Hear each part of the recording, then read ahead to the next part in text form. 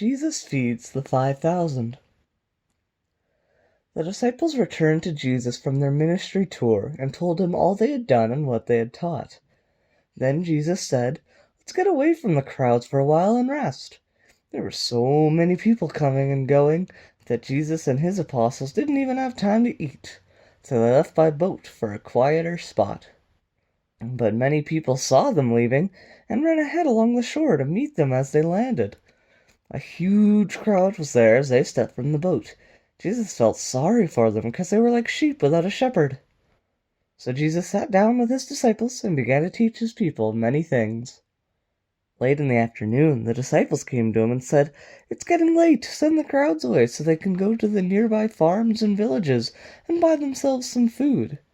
But Jesus said, "You feed them." "With what?" Philip asked. "It would take a small fortune to buy food for all of these people." "Well, how much food do you have?" Jesus asked. Then Andrew, Simon Peter's brother, spoke up. "There's a young boy here with 5 barley loaves and 2 fish. But what good is that with this huge crowd?"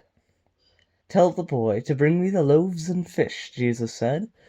Then he said to them, "Have the people go sit down in groups of about 50 people each."